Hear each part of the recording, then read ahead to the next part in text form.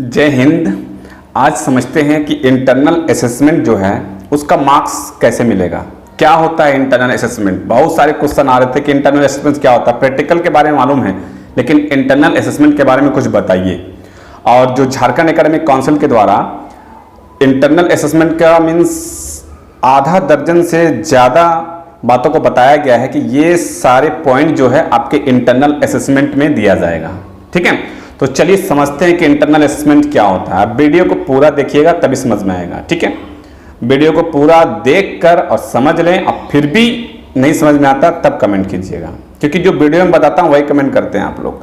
और ये मैं एक बात बताऊं कि अगर आप मेरे वीडियो देखते हैं और कमेंट को पढ़ते हैं, तो जिनको भी अगर आप कमेंट पढ़ रहे हैं और आपको उनका जवाब मालूम है, कोई दूसरा का क्वेश्चन पूछा है, तो आप कमेंट का जवाब जरूर करें।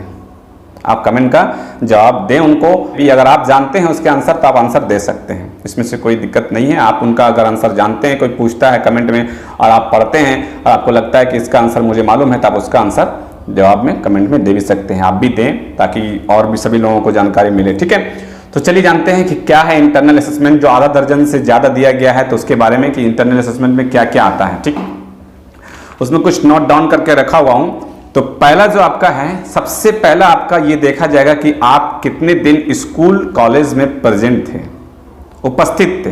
पहला यही देखा जाएगा इंटरनल असेसमेंट में आपका।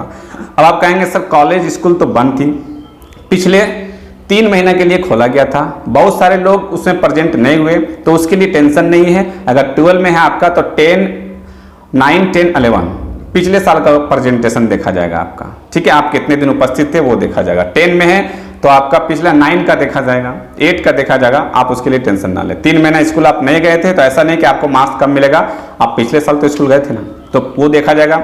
दूसरा है कि मॉडल प्रश्न पत्र हल करना।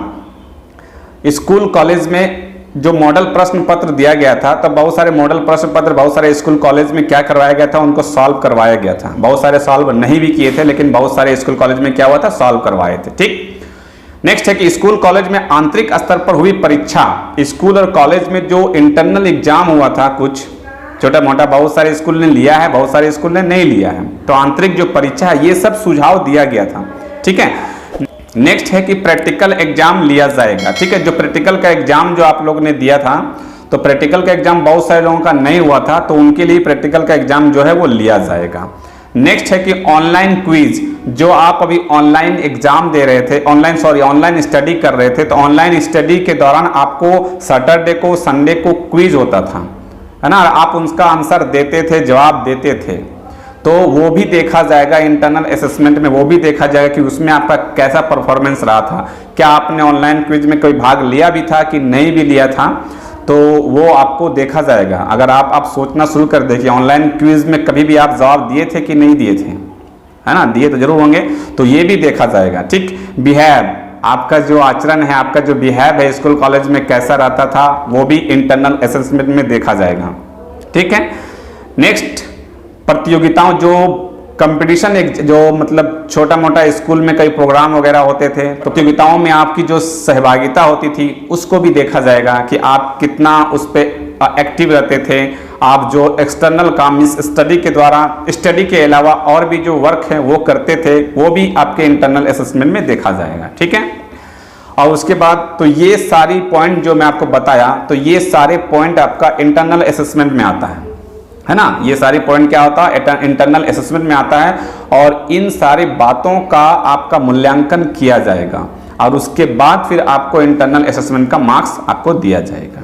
ओके, और वीडियो को पूरा देखकर समझने की कोशिश करें, फिर भी समझ में नहीं आता है तो फिर आप क्वेश्चन करें। आई होप आप लोगों को समझ में आ गया होगा कि कौन कौन से पॉइंट है जो इंटरनल असेसमेंट में रखा जाएगा। ठीक, और आपका जो इंटरनल असेसमेंट का जो मार्क्स है वो 30 जून तक झारखंड एकेडमिक काउंसिल तक पहुंच जाएगा। आपके स्कूल कॉलेज के द्वारा वहां तक दे दिया जाएगा।